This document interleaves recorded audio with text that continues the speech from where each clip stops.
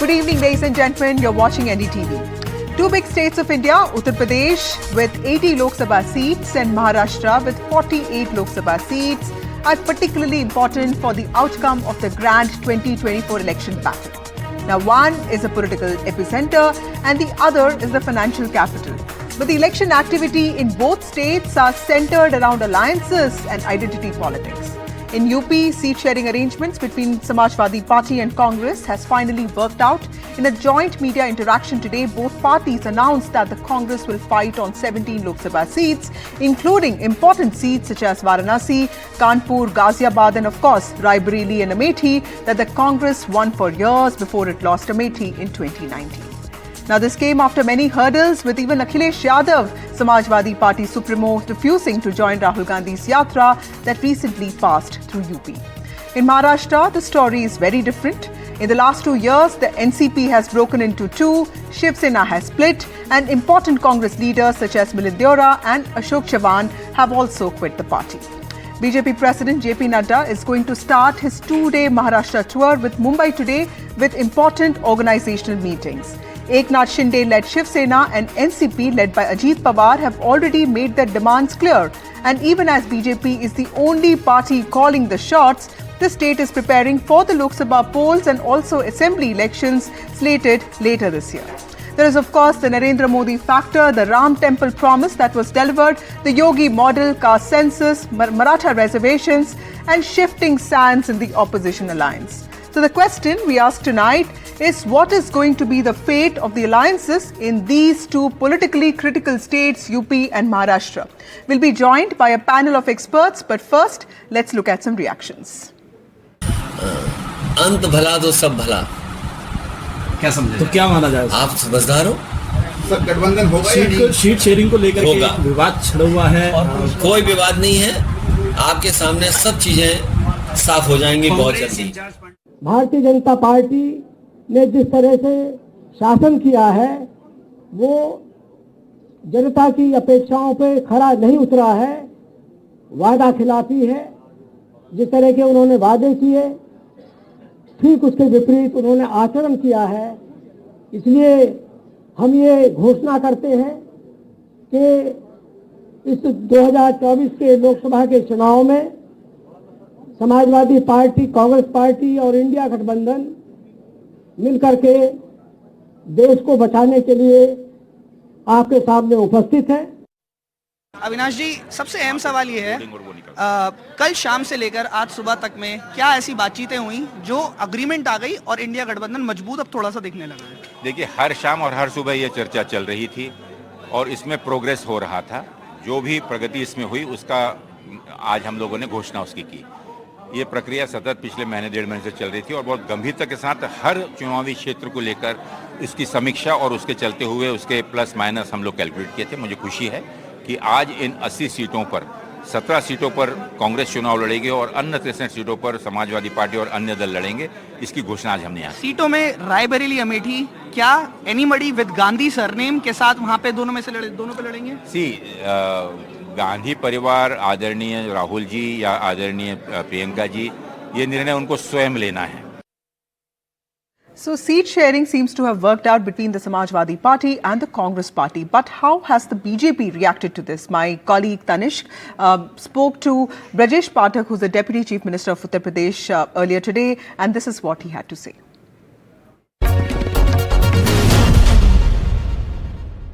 हमारे साथ UP deputy CM Brajesh Pathak ji जुड़े हुए हैं। ब्रजेश जी, अलायंस तय हो गया है समाजवादी पार्टी और कांग्रेस को लेकर? इसका कोई फर्क नहीं है। जनता ने इन्हें बुरी तरह नकार दिया है। समाजवादी पार्टी कांग्रेस का गठबंधन पहले नकारा जा चुका, सपा बसपा का गठबंधन नकारा जा चुका है। धरातल पर कोई मतलब नहीं है। जनता का भरोसा ये लोग खो चुके हैं। गरीब कल्याण योजनाओं ने जन जन का भरोसा जीता है। मोदी जी पर भरोसा लोगों का बढ़ा है।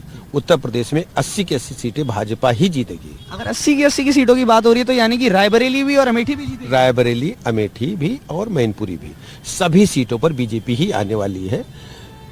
पूरे प्रदेश में भारतीय जनता पार्टी की, मोदी जी की लहर चल रही है। अब आपका कहना है, एक आखिरी सवाल कि अब आपका कहना है इस अलायंस से भाजपा को कोई असर नहीं पड़ेगा, और उन्होंने बात ये भी उठ रही है कि वो चंद्रशेखर आजाद को भी लड़ाएंगे। कोई फर्क नहीं पड़ेगा। ये गठबंधन पूरी तरह से ध्वस्त होगा। जनता इस समय माननीय मोदी जी के साथ है और भारतीय जनता पार्टी के साथ है। गरीब आदमी का जीवन स्तर ऊपर उठाने में भारतीय जनता पार्टी कामयाब हुई है। So we're being joined by a panel of experts, Rohit Chandavarkar, who's a senior journalist in Mumbai, somebody who has tracked Maharashtra very closely. We also have Amitabh Tiwari, political strategist, and we also have Ratan Mani Lal, who is a senior journalist in Uttar Pradesh. Thank you all of you for joining me on this broadcast. Before I come to you, let me go across to my colleague Tanishq, who is in Lucknow and has been tracking all the developments there. Tanishq, finally the seat sharing arrangement after many hurdles seems to have worked out. The official announcement came out today. Tell us, how is the Congress, Samajwadi Party, and of course the BJP looking at this? Is there a feeling that this is probably a little too late?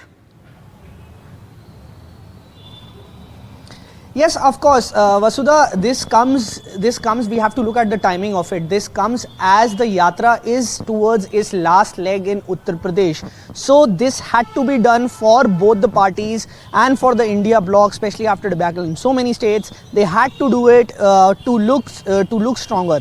Now this comes, yesterday Rahul Gandhi's Akhilesh Yadav did not join in Amethi, did not join in Raebareli, and when Rahul Gandhi's yatra was entering Lucknow, at that time only 5 candidates from the Samajwadi Party were released, announced 5 candidates. Samajwadi Party announced 5 candidates for the Lok Sabha elections. So something transpired between last night and morning and today afternoon that both the parties came to an agreement.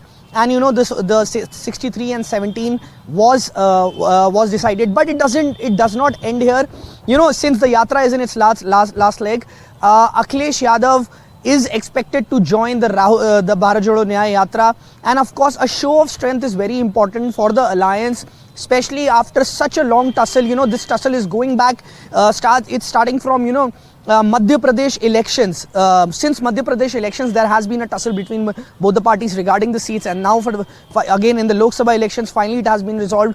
And now in this division, the Congress also promised 1 seat for for Samajwadi Party in Madhya Pradesh, also in Lok Sabha elections. So of course a show of strength will be very important for both the parties to show a united front, and a show of strength will be very important. But of course many important seats have been given have been for the Congress. Raebareli, Amethi, of course, Prayagraj, of course, and then key seat here is of course the Varanasi seat, where Samajwadi Party announced its candidate. Now they will be taking back the candidate from there, and a Congress candidate will be fighting. We are expecting Ajay Rai to be fighting from the Varanasi, because he has been fighting for the last 2 terms, UP Congress President 2014 or 2019. Right. Now it is of course Prime Minister Narendra Modi's constituency. But yes, a key show of strength, united front needs to be shown to the public. And it is expected that Akhilesh Yadav, Avinash Pandey also requested that Akhilesh Yadav is expected to join at around 25th of February in the last leg of the yatra. Yes. Right.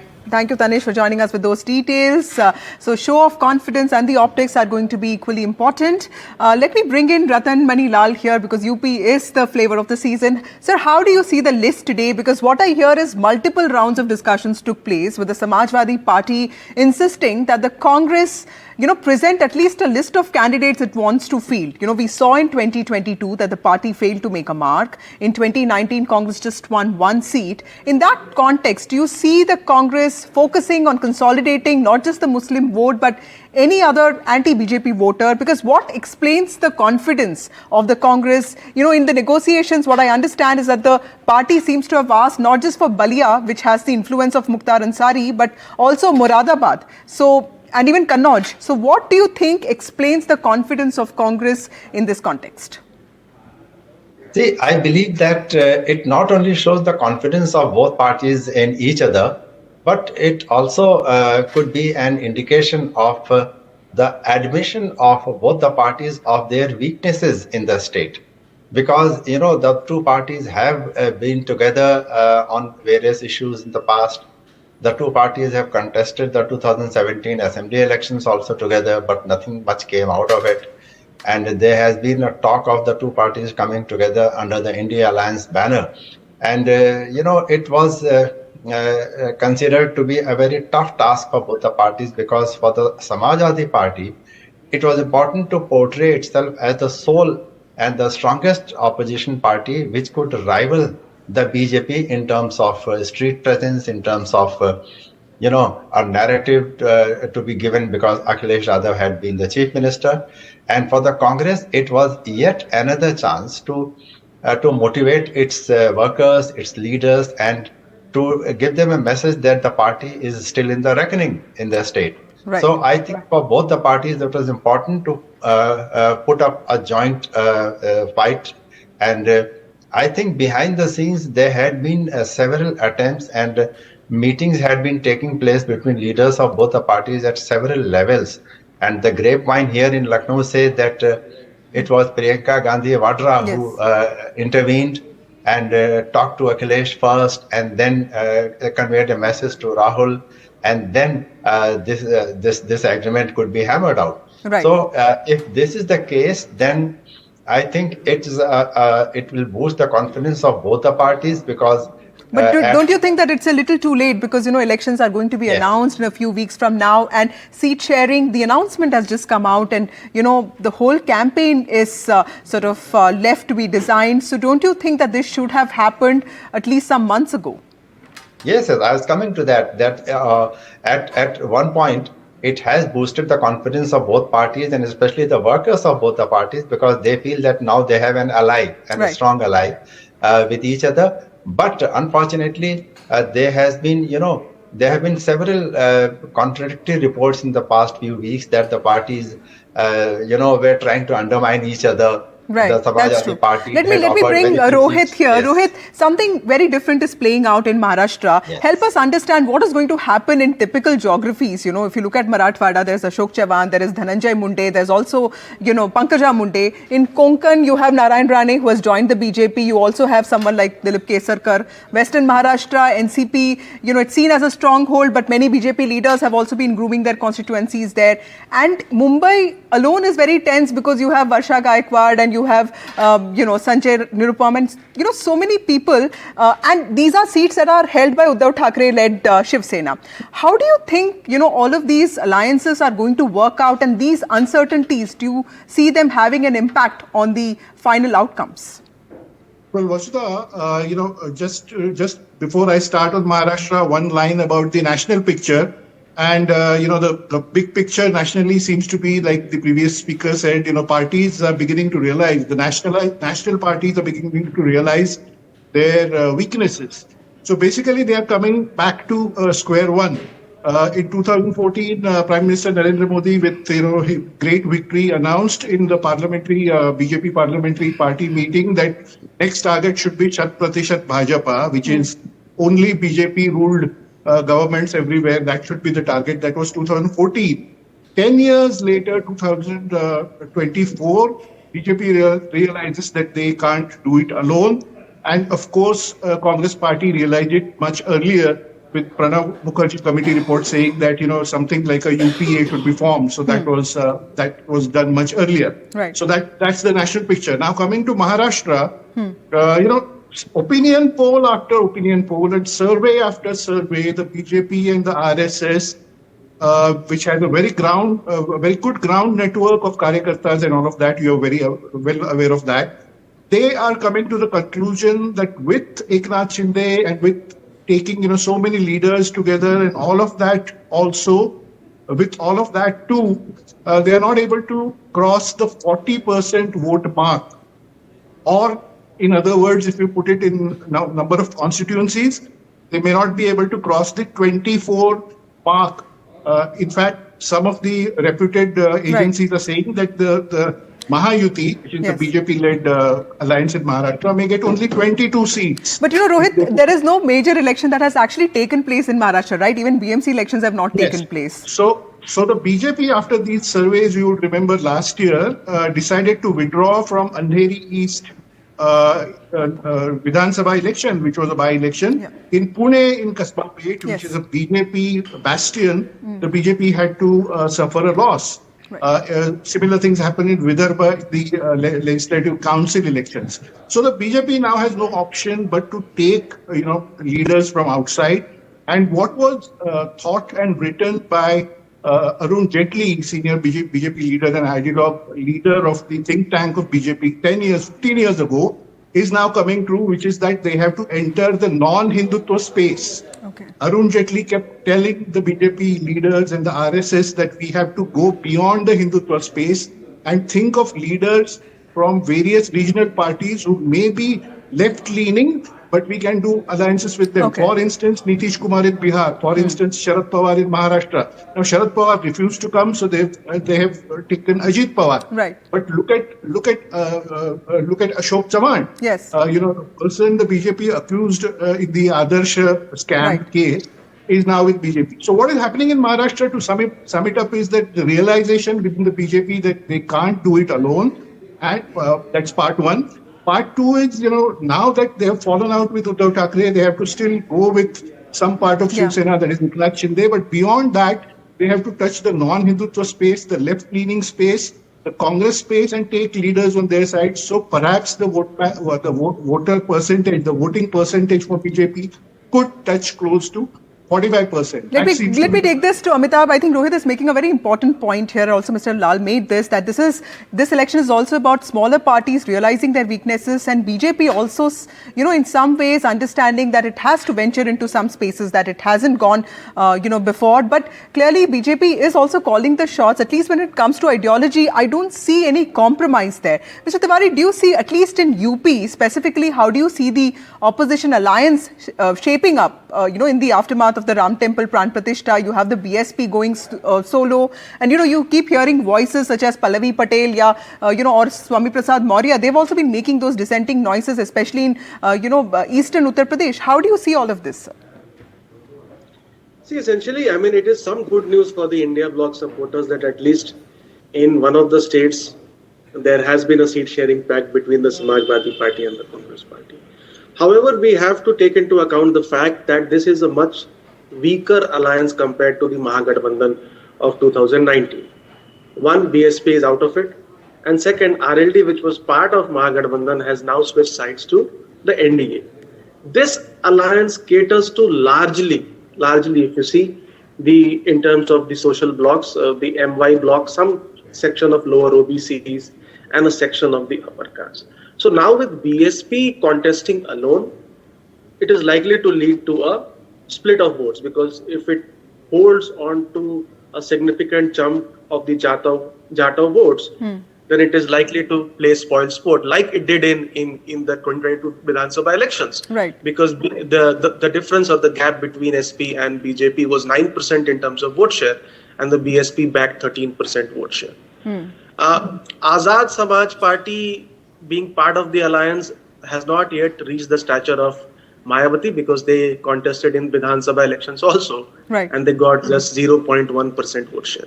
So that is not going to replicate or compensate for the lack of BSP there. So, however, it does pose a challenge to BJP's target of winning 80 on 80, because there is some sort of alliance.